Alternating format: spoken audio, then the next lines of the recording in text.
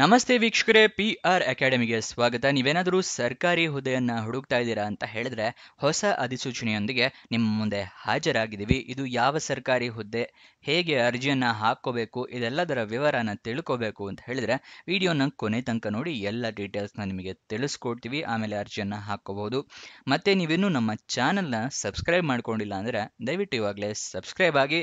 ಅದಕ್ಕೆ ಯಾವುದೇ ರೀತಿಯ ಫೀಸ್ ಏನಿರೋಲ್ಲ, ಫ್ರೀ ಇರುತ್ತೆ. ಅದಕ್ಕೋಸ್ಕರ ಎಲ್ಲರೂ ಸಬ್ಸ್ಕ್ರೈಬ್ ಆಗಿ. ಪ್ರತಿದಿನನೂ ಗವರ್ನಮೆಂಟ್ ಜಾಬ್ ಡೀಟೇಲ್ಸ್ನ ನೀವು ಪಡ್ಕೋಬಹುದು. ಹಾಗೆ ಅದರ ಪಕ್ಕದಲ್ಲೇ ಇರೋ ಬೆಲ್ಲೈಕನ್ನ ಕೂಡ ಪ್ರೆಸ್ ಮಾಡಿ. ವಿಡಿಯೋ ಅಪ್ಲೋಡ್ ಆಗಿದ ತಕ್ಷಣ ನಿಮಗೆ ನೋಟಿಫಿಕೇಶನ್ ಬರುತ್ತೆ. ಆದಷ್ಟು ಬೇಗ ನೀವು ಅರ್ಜಿಯನ್ನ ಹಾಕೋಬಹುದು. ಇವಾಗ ವಿಡಿಯೋನ ಶುರು ಮಾಡೋಣ.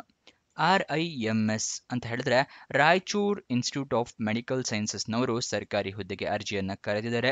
ಯಾವ್ಯಾವ ಹುದ್ದೆ ಅಂತ ನೋಡಿದ್ರೆ professor, associate professor, assistant professor ಹುದ್ದೆಗಳು ಇದಾಗಿರುತ್ತೆ.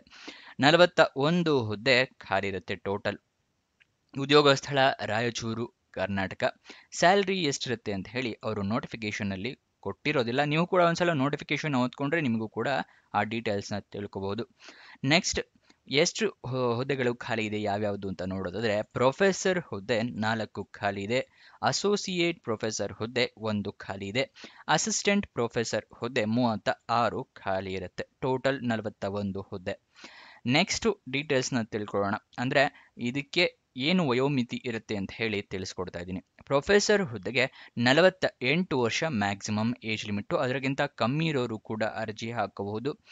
ಅಸೋಸಿಯೇಟ್ ಪ್ರೊಫೆಸರ್ಗೆ 43 ವರ್ಷ ಮ್ಯಾಕ್ಸಿಮಮ್ ಏಜ್ ಲಿಮಿಟ್. ಅಸಿಸ್ಟೆಂಟ್ ಪ್ರೊಫೆಸರ್ಗೆ 38 ವರ್ಷ ಮ್ಯಾಕ್ಸಿಮಮ್ ಏಜ್ ಲಿಮಿಟ್ ಇರುತ್ತೆ. ವಯೋಮಿತಿಯ ಸಡಿಲಿಕೆ ಅಂದರೆ ಏಜ್ ರಿಲ್ಯಾಕ್ಸೇಷನ್ ಕೂಡ ಕೊಟ್ಟಿದ್ದಾರೆ. OBC ಕ್ಯಾಂಡಿಡೇಟ್ಸ್ ಆಗಿದ್ರೆ 3 ವರ್ಷಗಳ ಸಡಿಲಿಕೆಯನ್ನ ಕೊಟ್ಟಿದ್ದಾರೆ. SC/ST ಕ್ಯಾಂಡಿಡೇಟ್ಸ್ ಆಗಿದ್ರೆ 5 ವರ್ಷಗಳ ಸಡಿಲಿಕೆಯನ್ನ ಕೊಟ್ಟಿದ್ದಾರೆ. ಅಂದ್ರೆ ನೀವೇನಾದ್ರೂ ಈಗ ಪ್ರೊಫೆಸರ್ ಹುದ್ದೆಗೆ ಅರ್ಜಿಯನ್ನ ಹಾಕ್ತಾ ಇದ್ದೀರಾ ಅಂತ ಅನ್ಕೊಳ್ಳಿ. ಇಲ್ಲಿ 48 ವರ್ಷ ಇದೆಯಲ್ಲ ಪ್ಲಸ್ 3, 51 ವರ್ಷದವ್ರ ತನಕ ಅರ್ಜಿಯನ್ನ ಹಾಕೋಬಹುದು. ಅದೇ ಏನಾದರೂ ನೀವು SC/ST ಕ್ಯಾಂಡಿಡೇಟ್ಸ್ ಆಗಿದ್ರೆ ನೀವು 53 ವರ್ಷದವ್ರ ತನಕ ಅರ್ಜಿಯನ್ನ ಹಾಕೋಬಹುದು. ಗೊತ್ತಾಯ್ತಲ್ವಾ? ನೆಕ್ಸ್ಟ್, ಅರ್ಜಿ ಶುಲ್ಕ ಮತ್ತೆ ಅರ್ಜಿಯನ್ನ ಹೇಗೆ ಹಾಕೋಬೇಕು ಅನ್ನೋದನ್ನ ತಿಳಿಸ್ಕೊಡ್ತೀನಿ. ಅದಕ್ಕಿಂತ ಮುಂಚೆ ದಯವಿಟ್ಟು ಆ ಲೈಕ್ ಬಟನ್ನ ಪ್ರೆಸ್ ಮಾಡಿ.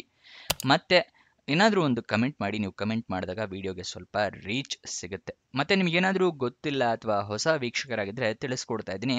ವೆಬ್ಸೈಟ್ನ ಶುರು ಮಾಡಿದ್ವಿ. ಯಾವ ವೆಬ್ಸೈಟ್ ಅಂತ ಕೇಳ್ತಾ ಇದ್ದೀರಾ? ನಮ್ಮದೇ ವೆಬ್ಸೈಟ್ ಕಂಡ್ರಿ, prgovernmentjobs.com ಅಂತ ಹೇಳಿ. ಅಂದ್ರೆ prgovtjobs.com ಅಂತ ಹೇಳಿ ನಿಮಗೆ ಹೊಸ ವೆಬ್ಸೈಟ್ನ ಕ್ರಿಯೇಟ್ ಮಾಡಿದೀವಿ. ಇದರ ಲಿಂಕು ಡಿಸ್ಕ್ರಿಪ್ಷನ್ ಮತ್ತೆ ಕಮೆಂಟ್ ಬಾಕ್ಸ್ ನಲ್ಲಿ ಕೊಟ್ಟಿದ್ವಿ. ಏನಕ್ಕೆ ವೆಬ್ಸೈಟ್ ಕ್ರಿಯೇಟ್ ಮಾಡಿದೀವಿ ಅಂದ್ರೆ ಯೂಟ್ಯೂಬ್ ನಲ್ಲಿ 2 ರಿಂದ 3 ಜಾಬ್ ಡೀಟೇಲ್ಸ್ ತಿಳಿಸ್ಕೊಡ್ಬೋದು ಪ್ರತಿದಿನಕ್ಕೆ. ಆದ್ರೆ ವೆಬ್ಸೈಟ್ ಕ್ರಿಯೇಟ್ ಮಾಡಿದ್ರೆ ಪ್ರತಿದಿನಕ್ಕೆ ಹಲವಾರು ಜಾಬ್ ಡೀಟೇಲ್ಸ್ನ ತಿಳಿಸ್ಕೊಡ್ಬೋದು ಅಂತ ಹೇಳಿ ಕ್ರಿಯೇಟ್ ಮಾಡಿದ್ವಿ. ಇದನ್ನ ಸದುಪಯೋಗ ಪಡಿಸ್ಕೊಳ್ಳಿ. ಅದರ ಕಮೆಂಟ್ ಬಾಕ್ಸ್ ಅಥವಾ ಡಿಸ್ಕ್ರಿಪ್ಷನ್ ಇಂದ ಕ್ಲಿಕ್ ಮಾಡಿದ್ರೆ ಈ ರೀತಿ ಒಂದು ಪೇಜ್ ಓಪನ್ ಆಗುತ್ತೆ ನಮ್ಮ ವೆಬ್ಸೈಟ್ದು. ಇಲ್ಲಿ ಕರ್ನಾಟಕ ಗೌರ್ಮೆಂಟ್ ಜಾಬ್ಸು, ಇಲ್ಲಿ central government 10th pass, 12th pass, degree jobs, ಈ ಥರ ಹಲವಾರು ಕೆಟಗರಿಯ ಜಾಬ್ಸ್ ಇದೆ. ನಿಮ್ಮ ಎಜುಕೇಷನ್ ಕ್ವಾಲಿಫಿಕೇಷನ್ಗೆ ಯಾವ್ದು ಸೂಟ್ ಆಗುತ್ತೆ ನೋಡಿ ಅದನ್ನು ಕ್ಲಿಕ್ ಮಾಡ್ಕೊಳ್ಳಿ. ಸ್ಕ್ರೋಲ್ ಡೌನ್ ಮಾಡಿದ್ರೆ ಕನ್ನಡದಲ್ಲಿ ಕೂಡ ಬಟನ್ಸ್ಗಳನ್ನ ಕೊಟ್ಟಿದ್ದೀವಿ. ಕನ್ನಡ, ಇಂಗ್ಲೀಷ್ ಯಾವ್ದ್ರಲ್ಲಿ ಬೇಕಾದರೂ ಕ್ಲಿಕ್ ಮಾಡಬಹುದು. ಸ್ಕ್ರೋಲ್ ಡೌನ್ ಮಾಡಿದ್ರೆ ಇಲ್ಲಿ Karnataka government jobs, central government 10th pass ಜಾಬ್ಸ್ನ ಲಿಸ್ಟ್ಗಳನ್ನ ಕೊಟ್ಟಿದ್ದೀವಿ. ಇಲ್ಲಿ ಎಲ್ಲ ಲಿಸ್ಟ್ನ ನೋಡ್ಕೋಬೋದು. ಇಲ್ಲಿ ಸ್ಕ್ರೋಲ್ ಡೌನ್ ಮಾಡ್ಕೊಂಡು ನೋಡ್ಕೋಬಹುದು. ಮೊಬೈಲ್ನಲ್ಲಿ ಆಗಿದ್ರು ಅಷ್ಟೇ ಇದನ್ನ ಸ್ಕ್ರೋಲ್ ಡೌನ್ ಮಾಡಿದ್ರೆ ನಿಮಗೆ ಡೀಟೇಲ್ಸ್ ಸಿಗುತ್ತೆ. ಕೆಳಗಡೆ ಮೋರ್ ಜಾಬ್ಸ್ ಅಂತಿದೆಯಲ್ಲ, ಇದನ್ನು ಕ್ಲಿಕ್ ಮಾಡಿದ್ರೆ ಇನ್ನೂ ಹಲವಾರು ಜಾಬ್ಸ್ ಓಪನ್ ಆಗುತ್ತೆ. ಕರ್ನಾಟಕ ಗೌರ್ಮೆಂಟ್ ಇಂದು, ಸೆಂಟ್ರಲ್ ಗೌರ್ಮೆಂಟ್ ಮತ್ತು 10th ಪಾಸ್ ಜಾಬ್ಸ್ ಇಂದು ಹಲವಾರು ಜಾಬ್ಸ್ ಡೀಟೇಲ್ಸ್ ಓಪನ್ ಆಗುತ್ತೆ. ಅದನ್ನ ಪಡ್ಕೊಳ್ಳಿ ಯಾವ ಜಾಬ್ ಡೀಟೇಲ್ಸ್ ಬೇಕು ಅಂತ. ಆದರೆ ನೀವು ಕೇಳ್ಬೋದು, ಈ ವೆಬ್ಸೈಟ್ನಲ್ಲಿ ಜಾಬ್ ಡೀಟೇಲ್ಸ್ ಅಪ್ಲೋಡ್ ಆಗಿದ ತಕ್ಷಣ ನಿಮಗೆ ಹೇಗೆ ಗೊತ್ತಾಗತ್ತೆ ಅಂತ ಹೇಳಿದ್ರೆ, ನಾವು ನಿಮಗೆ ವಾಟ್ಸಪ್ ಮತ್ತು ಟೆಲಿಗ್ರಾಮ್ ಚಾನಲ್ನಿಂದ ಲಿಂಕ್ನ ಪ್ರೊವೈಡ್ ಮಾಡ್ತೀವಿ. ಸೊ ಅದನ್ನು ಫಾಲೋ ಮಾಡಿ. ಡಿಸ್ಕ್ರಿಪ್ಷನ್ನು ಮತ್ತು ಕಮೆಂಟ್ ಬಾಕ್ಸ್ನಲ್ಲಿ ಈ ಸೋಷಿಯಲ್ ಮೀಡಿಯಾ ಚಾನಲ್ಸ್ನ ಲಿಂಕ್ ಕೊಟ್ಟಿದ್ದೀನಿ ಡಿಸ್ಕ್ರಿಪ್ಷನ್ನಲ್ಲಿ. ಅಲ್ಲಿಂದ ಕ್ಲಿಕ್ ಮಾಡಿದ್ರೆ ನೀವು ಟೆಲಿಗ್ರಾಮ್ನ ಜಾಯ್ನ್ ಆಗ್ಬೋದು. ಅಲ್ಲಿಂದನೇ ಕ್ಲಿಕ್ ಮಾಡಿ ವಾಟ್ಸಪ್ ಚಾನಲ್ನ ಕೂಡ ಜಾಯ್ನ್ ಆಗ್ಬೋದು.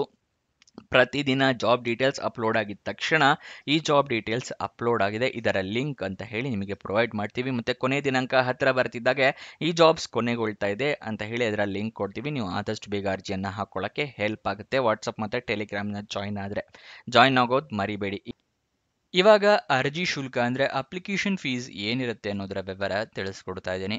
SC/ST ಕ್ಯಾಂಡಿಡೇಟ್ಸು ಮತ್ತು ಕ್ಯಾಟಗರಿ 1 ಕ್ಯಾಂಡಿಡೇಟ್ಸ್ಗಳಿಗೆ 2,000 ರೂಪಾಯಿ ಅರ್ಜಿ ಶುಲ್ಕವನ್ನು ಇಟ್ಟಿರ್ತಾರೆ. ಜನರಲ್ ಕ್ಯಾಂಡಿಡೇಟ್ಸ್ಗೆ ಮತ್ತು OBC ಕ್ಯಾಂಡಿಡೇಟ್ಸ್ಗಳಿಗೆ 3,000 ರೂಪಾಯಿ ಅರ್ಜಿ ಶುಲ್ಕವನ್ನು ಇಟ್ಟಿರ್ತಾರೆ. ಇದನ್ನು ಕಟ್ಟಿ ಯಾವುದರ ಮುಖಾಂತರ ಕಟ್ಟಬೇಕು ಅಂತ ಹೇಳಿದರೆ ನೀವು ಡಿಮ್ಯಾಂಡ್ ಡ್ರಾಫ್ಟ್ ಮುಖಾಂತರ ಅರ್ಜಿ ಶುಲ್ಕವನ್ನು ಪೇ ಮಾಡಬೇಕಾಗುತ್ತೆ. ನೀವು ನೋಟಿಫಿಕೇಶನ್ನ ಒಂದ್ಸಲ ಓದ್ಕೊಳ್ಳಿ. ಯಾವ ಹೆಸರಿಗೆ ನೀವು ಇದನ್ನು ಡಿಮ್ಯಾಂಡ್ ಡ್ರಾಫ್ಟ್ನ ಓಪನ್ ಮಾಡಬೇಕು ಅಂತ ಹೇಳಿ ಕೂಡ ಅದರಲ್ಲೇ ಕೊಟ್ಟಿರ್ತಾರೆ. ಆ ಅಡ್ರೆಸ್ ಅಂದರೆ ಆ ಹೆಸರಿಗೇನೆ ನೀವು ಡಿಮ್ಯಾಂಡ್ ಡ್ರಾಫ್ಟ್ನ ತೆಗಿಬೇಕಾಗುತ್ತೆ. ಅದಕ್ಕೋಸ್ಕರ ನೋಟಿಫಿಕೇಶನ್ ಓದ್ಕೊಳ್ಳೋದು ಮರಿಬೇಡಿ. ನೋಟಿಫಿಕೇಶನ್ ಡೌನ್ಲೋಡ್ ಮಾಡೋದು ಕೂಡ ಇದೇ ವಿಡಿಯೋದಲ್ಲಿ ನಿಮಗೆ ಮುಂದೆ ತಿಳಿಸ್ಕೊಡ್ತೀವಿ. ನೆಕ್ಸ್ಟ್ ಸೆಲೆಕ್ಷನ್ ಪ್ರೋಸೆಸ್ನ ವಿವರ ಏನಿದೆ ಅಂತ ಹೇಳಿ ತಿಳ್ಕೊಳ್ಳೋದಾದ್ರೆ ನಿಮ್ಮನ್ನ ಮೆರಿಟ್ ಲಿಸ್ಟ್ ಪ್ರಕಾರ ಸೆಲೆಕ್ಟ್ ಮಾಡ್ತಾರೆ. ಮೆರಿಟ್ ಲಿಸ್ಟ್ ಅಂತ ಹೇಳಿದ್ರೆ ನೀವು ಅರ್ಜಿಯನ್ನು ಹಾಕಿರ್ತೀರಲ್ಲ, ನಿಮ್ಮ ಎಲಿಜಿಬಿಲಿಟಿ ಕ್ರೈಟೀರಿಯಾ ಎಲ್ಲ ನೋಡಿ ಅವರು ಸೆಲೆಕ್ಟ್ ಮಾಡ್ತಾರೆ ನಿಮ್ಮ ಅಪ್ಲಿಕೇಶನ್ನ. ಅದಾದ ನಂತರ ನಿಮ್ಮನ್ನ ಇಂಟರ್ವ್ಯೂಗೆ ಕರೀತಾರೆ. ಇಂಟರ್ವ್ಯೂ ಅಂದರೆ ಸಂದರ್ಶನ. ಅದರಲ್ಲಿ ಪಾಸ್ ಆದವರಿಗೆ ಅರ್ಜಿ ಅಂದರೆ ಈ ಜಾಬಿಗೆ ಅವಕಾಶವನ್ನು ಕೊಡುತ್ತಾರೆ. ಅರ್ಜಿಯನ್ನು ಹೇಗೆ ಹಾಕೋಬೇಕು ಅಂತ ಹೇಳಿದ್ರೆ ಆಫ್ಲೈನ್ ಮೂಲಕ ಅರ್ಜಿಯನ್ನು ಹಾಕೋಬೇಕು. ಈ ಆಫ್ಲೈನ್ ಅಂದರೆ ಏನು ಅಂತ ಹೇಳ್ತೀನಿ, ಅದಕ್ಕಿಂತ ಮುಂಚೆ ನೋಟಿಫಿಕೇಶನ್ ಓದ್ಕೊಳ್ಳಿ ಎಲಿಜಿಬಿಲಿಟಿ ಕ್ರೈಟೀರಿಯಾ ತಿಳ್ಕೊಳ್ಳೋದಕ್ಕೆ. ಇವಾಗ ಹೇಳ್ತಾ ಇದ್ದೀನಿ, ಆಫ್ಲೈನ್ ಅಂತ ಹೇಳಿದ್ರೆ ನಿಮಗೆ ಒಂದು ಅಪ್ಲಿಕೇಶನ್ ಫಾರಮ್ ಸಿಗುತ್ತೆ. ಈ ಅಪ್ಲಿಕೇಶನ್ ಫಾರಮ್ನ ಡೌನ್ಲೋಡ್ ಮಾಡ್ಕೋಬೇಕು, ಅದನ್ನು ಪ್ರಿಂಟ್ಔಟ್ ತಗೋಬೇಕು, ಅದರಲ್ಲಿ ಎಲ್ಲ ಡೀಟೇಲ್ಸ್ನ ಫಿಲಪ್ ಮಾಡಿ ಅದರ ಜೊತೆಗೆ ಎಲ್ಲ ಡಾಕ್ಯುಮೆಂಟ್ಸ್ನ ಅಟ್ಯಾಚ್ ಮಾಡಿ ಒಂದು ಅಡ್ರೆಸ್ಸಿಗೆ ಕಳಿಸ್ಕೊಡ್ಬೇಕು. ಯಾವ ಮುಖಾಂತರ ಅಂತ ಹೇಳಿದ್ರೆ ಪೋಸ್ಟ್ ಮುಖಾಂತರ ಕಳಿಸ್ಕೊಡ್ಬೋದು. Speed post, register post, courier ಮೂಲಕ ಕಳಿಸ್ಕೊಡ್ಬೋದು, ಅಥವಾ ಅಡ್ರೆಸ್ ಹತ್ತಿರ ಇದೆ ಅಂದರೆ ನೀವೇ ಖುದ್ದಾಗಿ ಹೋಗಿ ಕೂಡ ಕೊಡಬಹುದು. ಇದನ್ನ ಆಫ್ಲೈನ್ ಮೂಲಕ ಅರ್ಜಿ ಹಾಕೋದು ಅಂತ ಹೇಳ್ತಾರೆ. ಇವಾಗ ಏನೇನು ಡಾಕ್ಯುಮೆಂಟ್ಸ್ ಬೇಕು ಅಂತ ಹೇಳ್ತಾ ಇದ್ದೀನಿ. ಮೊದಲನೇದಾಗಿ ಫೋಟೋ ID ಅಂದರೆ ಫೋಟೋ ಇರುವಂತಹ ID ಪ್ರೂಫ್ ಬೇಕಾಗುತ್ತೆ. ಆಧಾರ್ ಕಾರ್ಡ್, ವೋಟರ್ ID ಅಥವಾ ಪಾನ್ ಕಾರ್ಡ್ ಈ ಥರದ್ದು. ಎಜುಕೇಷನ್ ಕ್ವಾಲಿಫಿಕೇಷನ್ಗೆ ನಿಮ್ಮ ಮಾರ್ಕ್ಸ್ ಕಾರ್ಡು, ಸರ್ಟಿಫಿಕೇಟ್ಸು ಎಲ್ಲ ಇಟ್ಕೊಂಡಿರಿ. ನಿಮ್ಗೆ ಏನಾದರೂ ಎಕ್ಸ್ಪೀರಿಯನ್ಸ್ ಇದ್ದರೆ ಎಕ್ಸ್ಪೀರಿಯನ್ಸ್ ಸರ್ಟಿಫಿಕೇಟ್ ಇಟ್ಕೊಂಡಿರಿ. ನೆಕ್ಸ್ಟ್ ನಿಮ್ಮ ಡಿಮ್ಯಾಂಡ್ ಡ್ರಾಫ್ಟ್ನ ಕಾಪಿ ಬೇಕಾಗುತ್ತೆ, ಯಾಕಂದರೆ ನೀವು ಅಪ್ಲಿಕೇಶನ್ ಫೀಸ್ ಕಟ್ಟಿರೋದು ಬೇಕಾಗುತ್ತಲ್ವ, ಅದಕ್ಕೋಸ್ಕರ. ಅದು ಒರಿಜಿನಲ್ ಹಾಕಬೇಕಾ ಏನು ಅಂತ ಹೇಳಿ ನೋಟಿಫಿಕೇಶನ್ ಒಂದ್ಸಲ ಓದ್ಕೊಂಡ್ರೆ ಗೊತ್ತಾಗುತ್ತೆ. ನೆಕ್ಸ್ಟ್ ನಿಮ್ಮ ಏಜ್ ಪ್ರೂಫಿಗೆ SLC ಮಾರ್ಕ್ಸ್ ಕಾರ್ಡ್ ಅಥವಾ ನಿಮ್ಮ ಡೇಟ್ ಆಫ್ ಬರ್ತ್ ಸರ್ಟಿಫಿಕೇಟ್ ಬೇಕಾಗುತ್ತೆ. ನೆಕ್ಸ್ಟ್ ನಿಮ್ಮ ಪಾಸ್ಪೋರ್ಟ್ ಸೈಜ್ ಫೋಟೋಗ್ರಾಫ್, ಇದಿಷ್ಟನ್ನ ರೆಡಿ ಇಟ್ಕೊಂಡಿರಿ, ಒಂದು ಸೆಟ್ ಸೆರಾಕ್ಸ್ ಇಟ್ಕೊಂಡಿರಿ. ಓಕೆನಾ. ನೆಕ್ಸ್ಟ್ ಇದನ್ನೆಲ್ಲ ಒಂದು ಅದ್ರ ಜೊತೆಗೆ ರೆಸ್ಯೂಮ್ನೆ ಕೂಡ ಅಟ್ಯಾಚ್ ಮಾಡಿರಿ ಸೇಫ್ಟಿಗೋಸ್ಕರ. ಓಕೆನಾ. ಇದಿಷ್ಟನ್ನು ಅಟ್ಯಾಚ್ ಮಾಡಿ ನೀವು ಕಳಿಸ್ಕೊಡ್ಬೇಕಾಗತ್ತೆ. ಅಪ್ಲಿಕೇಶನಲ್ಲಿ ತಿದ್ದುಪಡಿಯನ್ನು ಮಾಡೋದಕ್ಕೆ ಹೋಗಬೇಡಿ, ಎಲ್ಲ ಕರೆಕ್ಟಾಗಿ ಡೀಟೇಲ್ಸ್ನ ಮೆನ್ಷನ್ ಮಾಡಿ. ಇಲ್ಲ ಅಂತ ಹೇಳಿದ್ರೆ ಹೊಸ ಅಪ್ಲಿಕೇಶನ್ ಫಾರ್ಮ್ನ ಡೌನ್ಲೋಡ್ ಮಾಡ್ಕೊಂಡು ಪ್ರಿಂಟ್ಔಟ್ ತೊಗೊಳ್ಳಿ. ಗೊತ್ತಾಯ್ತಲ್ವಾ. ನೆಕ್ಸ್ಟ್ ಯಾವ ಅಡ್ರೆಸ್ಸಿಗೆ ಕಳಿಸ್ಕೊಡ್ಬೇಕು ಅಂತ ಹೇಳಿ ತಿಳಿಸ್ಕೊಡ್ತಾ ಇದ್ದೀನಿ. Office of the director, Raichur institute of medical sciences, Hyderabad road, Raichur 584102. ಈ ಅಡ್ರೆಸ್ಸಿಗೆ ನೀವು ಅರ್ಜಿಯನ್ನು ತಲುಪುತ್ತರ ವ್ಯವಸ್ಥೆ ಮಾಡ್ಕೋಬೇಕಾಗತ್ತೆ. ಇದರ ಡೀಟೇಲ್ಸ್ ಬೇಕು ಅಂದರೆ ಸ್ಕ್ರೀನ್ಶಾಟ್ನ ತಗೋಬಹುದು. ಇಲ್ಲ ಅಂತ ಹೇಳಿದ್ರೆ ಇದು ನೋಟಿಫಿಕೇಶನ್ಲೂ ಕೂಡ ಕೊಟ್ಟಿದ್ದಾರೆ. ಅಪ್ಲಿಕೇಶನ್ ಓಪನ್ ಆಗಿದ್ದ ದಿನಾಂಕ 30 ಸೆಪ್ಟೆಂಬರ್ 2025, ಕೊನೆಯ ದಿನಾಂಕ 27 ಅಕ್ಟೋಬರ್ 2025. ಅಷ್ಟರ ಒಳಗಡೆ ನೀವು ಅರ್ಜಿ ತಲುಪುತ್ತರ ವ್ಯವಸ್ಥೆ ಮಾಡ್ಕೊಳ್ಳಿ. Official notification application form download ಮಾಡೋದು ತಿಳಿಸ್ಕೊಡ್ತಾ ಇದ್ದೀನಿ. ನಿಮಗೆ ಡಿಸ್ಕ್ರಿಪ್ಷನ್ ಮತ್ತು ಕಮೆಂಟ್ ಬಾಕ್ಸ್ನಲ್ಲಿ ಎರಡನೇ ಲಿಂಕ್ನ ಕೊಟ್ಟಿದ್ದಾರಲ್ಲ, ಅದರಲ್ಲಿ ಓಪನ್ ಮಾಡಿದ್ರೆ ರಿಮ್ಸ್ ಜಾಬ್ ಡೀಟೇಲ್ಸ್ ಓಪನ್ ಆಗುತ್ತೆ. ಇಲ್ಲಿ ಸ್ಕ್ರೋಲ್ ಡೌನ್ ಮಾಡಿ ಫುಲ್ ಕೆಳಗಡೆ ಬಂದು ಅಫಿಷಿಯಲ್ ನೋಟಿಫಿಕೇಶನ್ ಅನ್ನೋದರ ಪಕ್ಕದ ಕ್ಲಿಕ್ ಹಿಯರ್ ಅನ್ನೋ ಬಟನ್ನ ಕ್ಲಿಕ್ ಮಾಡಿದ್ರೆ ನಿಮಗೆ ನೋಟಿಫಿಕೇಶನ್ ಓಪನ್ ಆಗುತ್ತೆ. ಇಲ್ಲಿ ಎಲ್ಲ ಡೀಟೇಲ್ಸ್ನ ಕೂಡ ನೀವು ತಿಳ್ಕೋಬಹುದು.